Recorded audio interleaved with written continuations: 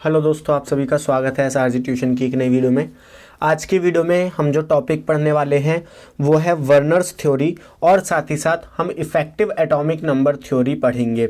सो बिना time waste करते हुए आज की वीडियो को हम स्टार्ट करते हैं और बात करते हैं Werner theory of coordination compound की। देखिए, अगर सबसे पहले मैं बात करूँ वर्नर की, तो ये एक स्विस साइंटिस्ट थे। इन्होंने क्या करा, इन्होंने पहली बार हमें कोऑर्डिनेशन कंपाउंड्स के बारे में बताया। इन्होंने हमें थोड़ा आइडिया दिया कि कोऑर्डिनेशन कंपाउंड की स्ट्रक्चर कैसी हो सकती है, और साथ ही साथ इन्होंने प्राइमरी वैलेंसी और सेकेंडरी वैलेंसी का कॉन्सेप्ट दिया। अब इन्होंने अपनी जो थ्योरी दी थी कोऑर्डिनेशन कंपाउंड के लिए, जिसको हम Werner's theory of coordination compound बोलते हैं, उसमें इन्होंने कुछ इंपॉर्टेंट पोस्टुलेट्स दिए। इंपॉर्टेंट पोस्टुलेट्स का मतलब है इन्होंने कुछ इंपॉर्टेंट बातें बताई जो आपको पता होनी चाहिए। इसमें जो सबसे पहली इन्होंने बात बताई वो ये थी, the coordination compound metal show two type of linkage, primary and secondary. इन्होंने कहा कि जो कोऑर्डिनेशन कंपाउंड में मेटल होता है वो दो तरीके की लिंकेज शो करता है, एक प्राइमरी लिंकेज और एक सेकेंडरी लिंकेज। अब अगर हम बात करें प्राइमरी लिंकेज क्या है, सेकेंडरी लिंकेज क्या है, तो प्राइमरी लिंकेज से इनका मतलब था ऑक्सीडेशन नंबर का। प्राइमरी लिंकेज से इनका मतलब था ऑक्सीडेशन नंबर का। वहीं सेकेंडरी वैलेंसी या सेकेंडरी लिंकेज से इनका मतलब था कोऑर्डिनेशन नंबर का। अब ये ऑक्सीडेशन नंबर क्या होता है, कोऑर्डिनेशन नंबर क्या होता है। अगर मैं बात करूं ऑक्सीडेशन नंबर की, तो सेंट्रल मेटल एटम, जो भी सेंट्रल मेटल एटम है, उसके ऊपर जो भी चार्ज होता है उसको हम बोलते हैं कि वो उस सेंट्रल मेटल एटम का ऑक्सीडेशन नंबर है। तो इस चार्ज को ही इन्होंने प्राइमरी वैलेंसी कहा। और अगर मैं वहीं बात करूं कोऑर्डिनेशन नंबर की, तो कोऑर्डिनेशन नंबर वो नंबर होता है या वो नंबर ऑफ बॉन्ड्स होते हैं जिसको इलेक्ट्रॉन डोनेट करने के बाद बनाया गया है। यानी कि जितने भी नंबर ऑफ कोऑर्डिनेट बॉन्ड बन रहे हैं उन नंबर ऑफ कोऑर्डिनेट बॉन्ड को हम कोऑर्डिनेशन नंबर कहते हैं। सो ये इन्होंने primary valency and secondary valency की फॉर्म में बताया। इन्होंने क्या कहा, इन्होंने कहा primary valency are ionisable and are satisfied by negative ion. इन्होंने कहा कि जो प्राइमरी वैलेंसी होती है वो आयोनाइजेबल होती है, यानी उसके ऊपर चार्ज प्रेजेंट होता है, और ये सेटिस्फाई होती हैं by the negative ions. Next इनका पोस्टुलेट जो था उसमें इन्होंने कहा कि secondary valency are non ionisable. जो सेकेंडरी वैलेंसी होती है वो नॉन आयोनाइजेबल होती है, यानी कि अगर आप उस कंपाउंड को वाटर में डालते हो या किसी सॉल्वेंट में डालते हो तो वो आयोनाइजेबल नहीं होगी, यानी उसके ऊपर चार्ज नहीं आएगा। तो सेकेंडरी वैलेंसी कभी भी नॉन आयोनाइजेबल होती है। These are satisfied by neutral molecule. इसको सेटिस्फाई करा जाता है न्यूट्रल मॉलिक्यूल के द्वारा, जैसे कि आपका वाटर हो सकता है, आपका अमोनिया हो सकता है, और बाय द नेगेटिव आयन, जैसे कि आपका क्लोराइड आयन हो सकता है, Cn नेगेटिव हो सकता है। तो ये क्या करेंगे, नेगेटिव आयन या फिर न्यूट्रल मॉलिक्यूल आपकी सेकेंडरी वैलेंसी को सेटिस्फाई करने का काम करेंगे, यानी आपकी सेकेंडरी वैलेंसी को सेटिस्फाई करने का, यानी कि बराबर करने का काम करेंगे। Secondary valency is fixed for a metal. और इन्होंने ये कहा कि जो सेकेंडरी वैलेंसी होती है, यानी कि जो कोऑर्डिनेशन नंबर होता है वो फिक्स्ड होता है एक मेटल के लिए। अब नेक्स्ट इन्होंने जो पोस्टुलेट दिया था वो काफ़ी ज़्यादा इंपॉर्टेंट था। इन्होंने कहा द आयन और ग्रुप, मतलब कोई भी आयन या फिर कोई भी ग्रुप जो कि बाउंड हो रहा है by secondary linkage. Secondary linkage मतलब कोई भी आयन या फिर कोई भी ग्रुप जो सेकेंडरी लिंकेज कर रहा है, यानी कोऑर्डिनेशन बॉन्ड बना रहा है मेटल के साथ, उसकी एक स्पेशल कैरेक्टरिस्टिक अरेंजमेंट होगी। Have characteristic spatial arrangement correspond to different coordination number. अलग अलग कोऑर्डिनेशन नंबर के हिसाब से उसकी अपनी एक अलग सी स्पेशल अरेंजमेंट होगी, ये इन्होंने बताया था। तो अगर मैं आपको कंक्लूड करूं कि Werner's theory of coordination compound में क्या क्या इंपॉर्टेंट बातें थी, तो इन्होंने सबसे पहले ये बताया कि जो भी कोऑर्डिनेशन कंपाउंड है उसके पास दो तरीके की लिंकेज होगी, एक प्राइमरी लिंकेज होगी, एक सेकेंडरी लिंकेज होगी। प्राइमरी लिंकेज क्या है, ऑक्सीडेशन नंबर। सेकेंडरी लिंकेज क्या है, कोऑर्डिनेशन नंबर। सेकंड बात इन्होंने ये बताई कि जो प्राइमरी वैलेंसी है, यानी कि जो ऑक्सीडेशन नंबर है वो आयोनाइजेबल होता है और उसको सेटिस्फाई करने का काम करता है नेगेटिव आयन। थर्ड पॉइंट इन्होंने ये कहा कि जो सेकेंडरी वैलेंसी होती है, यानी कि जो कोऑर्डिनेशन नंबर होता है वो नॉन आयोनाइजेबल होता है, यानी उसे आप जब पानी में छोड़ोगे तो वो आयंस क्रिएट नहीं करेगी, और इसको सेटिस्फाई करने का काम करते हैं न्यूट्रल मॉलिक्यूल्स या फिर नेगेटिव आयन। ठीक है, तो ये चीज याद रखना कि प्राइमरी वैलेंसी सेटिस्फाई होगी नेगेटिव आयन से और सेकेंडरी वैलेंसी सेटिस्फाई होगी न्यूट्रल या फिर नेगेटिव आयन से। फोर्थ इन्होंने क्या कहा, फोर्थ इन्होंने ये कहा कि कोई भी आयन या कोई भी ग्रुप जो कि सेकेंडरी लिंकेज शो करेगा मेटल के साथ, जो कि क्या करेगा, मेटल के साथ सेकेंडरी लिंकेज शो करेगा, उसकी एक स्पेशल अरेंजमेंट होगी अकॉर्डिंग टू उसके कोऑर्डिनेशन नंबर, उसके कोऑर्डिनेशन नंबर के हिसाब से उसकी एक स्पेशल अरेंजमेंट होगी। अब इन्होंने हमें कॉम्प्लेक्स के इलेक्ट्रोलाइट नेचर के बारे में भी बताया। इन्होंने क्या कहा, इन्होंने कहा complex produce ion in solution and act as electrolyte and conduct electricity. इन्होंने कहा कि जो कॉम्प्लेक्स कंपाउंड होते हैं वो, उनको जब आप एक सॉल्यूशन बनाओगे उसका, तो वो एज अ इलेक्ट्रोलाइट बिहेव करते हैं, और अगर वो इलेक्ट्रोलाइट बिहेव कर रहे हैं तो वो क्या होंगे, डिसोशिएट होंगे या एसोसिएट होंगे, और साथ ही साथ कंडक्ट करेंगे इलेक्ट्रिसिटी को। Complex having negative ion outside the coordination sphere react with AgNO3 to form silver nitrate। यहाँ पे इन्होंने ये कहा है कि वो कॉम्प्लेक्स जिसके पास नेगेटिव आयन है outside the coordination sphere. Coordination sphere क्या है, ये स्क्वायर ब्रैकेट है, तो इस स्क्वायर ब्रैकेट के बाहर जो भी नेगेटिव आयन होगा वो रिएक्ट करेगा सिल्वर नाइट्रेट के साथ ताकि वो किसी भी सिल्वर का सॉल्ट बना सके। अब जो हमने अभी एक बात पढ़ी कि जो नेगेटिव आयन होगा वो सिल्वर सॉल्ट का फॉर्मेशन करेगा। सो अभी मान लो मेरे पास एक ये क्या है, मिक्सचर है कोबाल्ट क्लोराइड और अमोनिया का। अब यहाँ पे देखो, यहाँ पे ऐसा इसलिए लिखा गया है क्योंकि उस टाइम पे वर्नर को स्ट्रक्चर के बारे में नहीं पता था कि वो कैसे बनेगी, लेकिन हमें तो पता है, तो हमने क्या करा, इसका एक स्ट्रक्चर बना लिया। कोबाल्ट की हमने जो अगर आपको मान लो कभी सेकेंडरी वैलेंसी या ये कह सकते हो आप, इसका आपको कोऑर्डिनेशन नंबर ना दिया जाए तो कोबाल्ट का कोऑर्डिनेशन नंबर आप हमेशा 6 ले लेना। ठीक है, क्या लोगे, 6 लोगे कोऑर्डिनेशन नंबर कोबाल्ट का। अब कोऑर्डिनेशन नंबर 6 लेने का मतलब क्या है कि ये जो हमारा कोऑर्डिनेशन स्फीयर है इसके अंदर कोबाल्ट के साथ कोई भी 6 मॉलिक्यूल रहेंगे, कोई भी 6 मॉलिक्यूल रहेंगे। अब वो न्यूट्रल आयन भी हो सकता है, न्यूट्रल आयन भी हो सकता है, या न्यूट्रल ग्रुप भी हो सकता है, या फिर आपका नेगेटिव आयन भी हो सकता है, क्योंकि सेकेंडरी वैलेंसी को सेटिस्फाई करने का काम कौन करता है, नेगेटिव चार्ज या फिर न्यूट्रल ग्रुप। तो यहाँ पे मैंने क्या करा, इसका फॉर्मेशन कर लिया, ऐसे स्ट्रक्चर बना ली मैंने इस कॉम्प्लेक्स की। अब हमने क्या करा कि जब मैंने इसको पानी में डाला, जब हमने इसको पानी में लिया, इस मिक्सचर को पानी में लिया, तो यहाँ पे आयंस क्रिएट हो गए, 3 Cl नेगेटिव के आयन क्रिएट हो गए और हमारा ये एक कॉम्प्लेक्स बना रह गया। अब जब मैंने इसके थ्रू AgNO3 यानी सिल्वर नाइट्रेट, जिसको हमने एक्सेस अमाउंट में लिया और इसको पास कराया, तो यहाँ पे 3 AgCl का फॉर्मेशन हुआ, यानी कि सिल्वर सॉल्ट का फॉर्मेशन हुआ। तो ये आपको समझ आना चाहिए। अब जैसे मान लो आपको ये एक फॉर्मूला दिया गया है और आपसे क्वेश्चन पूछ ले, आपसे क्वेश्चन पूछ ले how many mole of AgCl formed, आपसे ये क्वेश्चन पूछ ले, या फिर आपसे ये क्वेश्चन पूछ ले how many mole of AgNO3 required. तो जब भी ऐसे देखे आपसे ये पूछ ले तो आपको सिर्फ क्या करना है, सबसे पहले कॉम्प्लेक्स बनाना है। कोबाल्ट का कोऑर्डिनेशन नंबर नहीं दिया तो आप 6 मानोगे। अब 6 मानोगे तो आपको इसको सेटिस्फाई करना है, एक तो किससे, एक तो आपको इसको सेटिस्फाई करना है या तो नेगेटिव ग्रुप से या नेगेटिव आयन से और न्यूट्रल ग्रुप से। ठीक है, और जो बाहर आप कह सकते हो जो इसकी ऑक्सीडेशन स्टेट है उसको आप किससे सेटिस्फाई करोगे, नेगेटिव आयन से। ये अभी आपने वर्नर्स थ्योरी में पढ़ा। ठीक है, तो यहाँ पे आप क्या करोगे, सबसे पहले न्यूट्रल लाओगे, न्यूट्रल ग्रुप ला दो, तो NH3। अब NH3 कितने हैं, 4 हैं, तो यहाँ 4। अब देखो 4 हो गए यहाँ पे, लेकिन अभी बच कितने रहे हैं? 2, क्योंकि कोबाल्ट का जो कोऑर्डिनेशन नंबर है वो 6 है।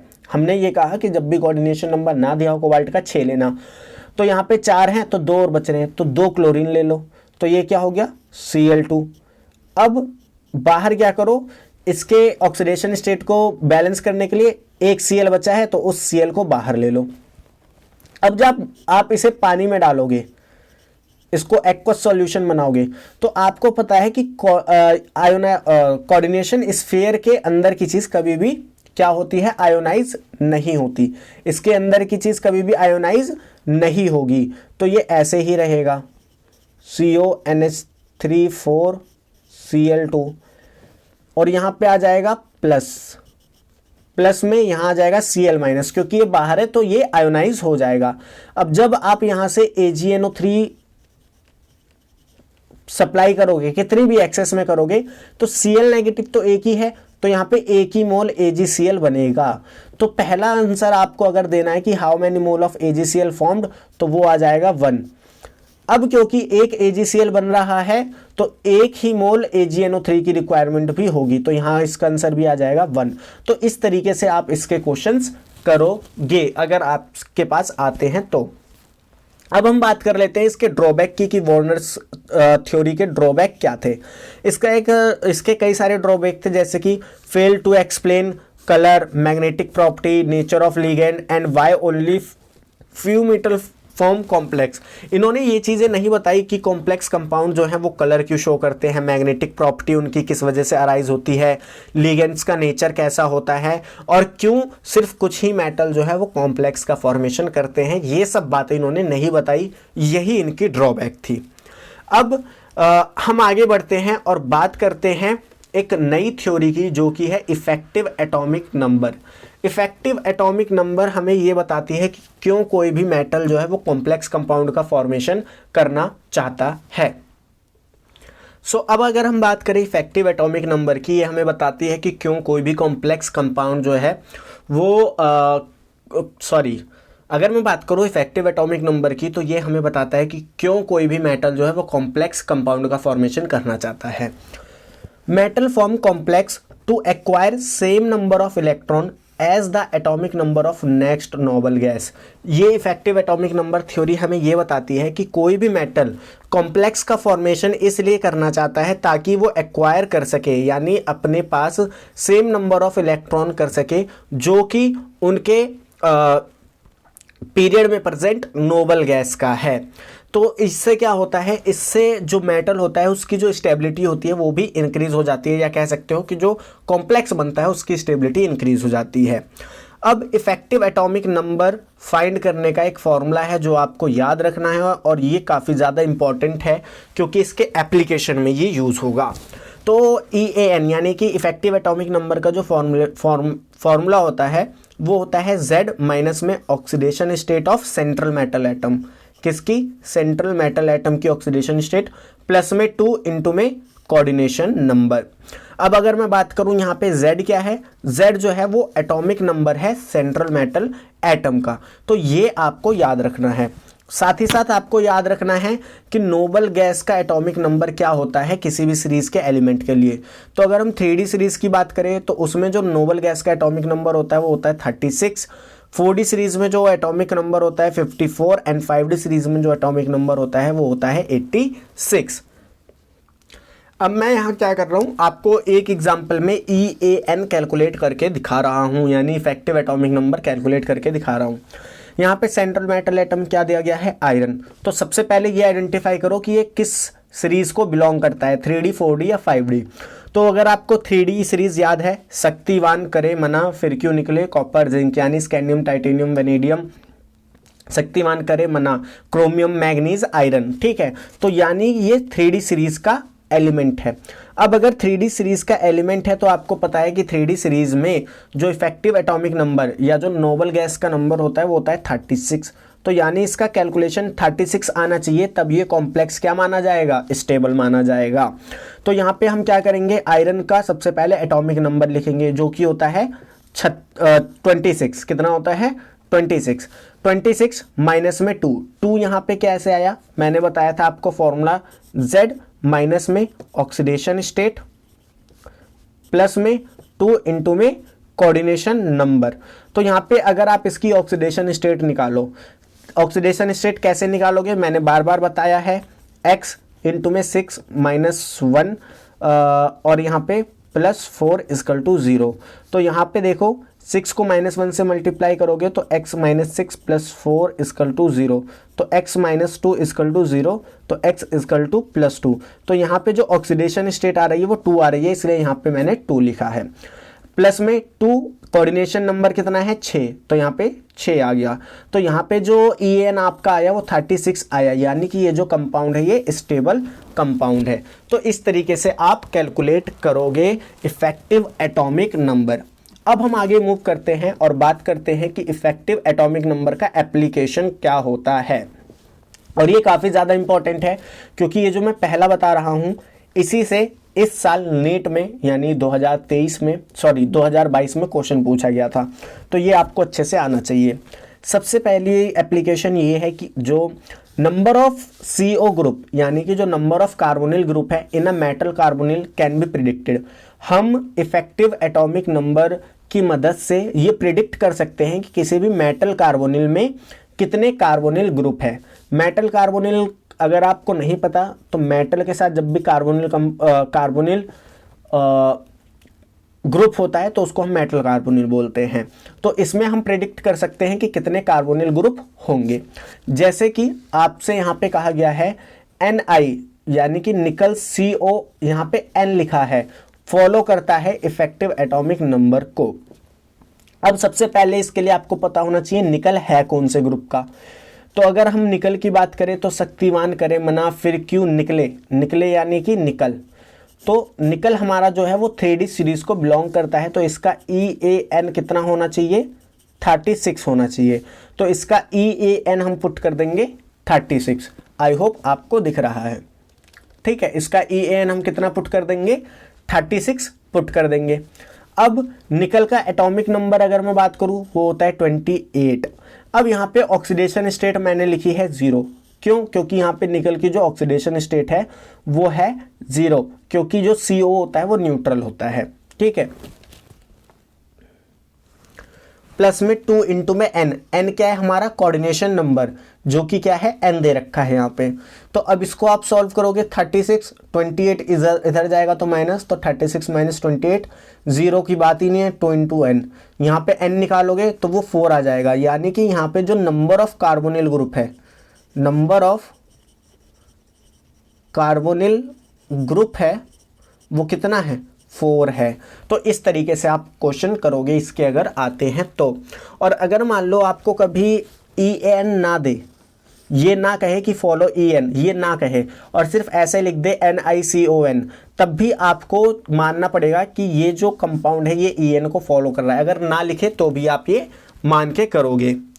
अब हम सेकंड एप्लीकेशन पे बात करते हैं जो कि है ऑक्सीडाइजिंग एंड रिड्यूसिंग एजेंट। कोई भी कॉम्प्लेक्स ऑक्सीडाइजिंग एजेंट या फिर रिड्यूसिंग एजेंट की तरह काम करता है, उसको भी हम आइडेंटिफाई कर सकते हैं इफेक्टिव एटॉमिक नंबर की मदद से। वो कैसे करेंगे? अगर इफेक्टिव एटॉमिक नंबर लेस है, यानी कि इफेक्टिव एटॉमिक नंबर जो है वो उसके नोबल गैस से कम है, तो वो एक्ट करेगा एज अ ऑक्सीडाइजिंग एजेंट। और अगर इफेक्टिव एटॉमिक नंबर उसके नोबल गैस से ज़्यादा है, क्या है मोर यानी कि ज़्यादा है, तो वो एक्ट करेगा एज अ रिड्यूसिंग एजेंट। अब इसको समझते हैं कि ऐसा होगा क्यों। अब देखो इस पे क्या है, इफेक्टिव एटॉमिक नंबर जो है इसका कम है, क्या है कम है, तो ये क्या करना चाहेगा, उसको बराबर करना चाहेगा। क्या करना चाहेगा? बराबर करना चाहेगा। अब बराबर करना चाहेगा तो क्या करेगा, इलेक्ट्रॉन गेन करेगा। इलेक्ट्रॉन गेन करने को क्या बोलते हैं?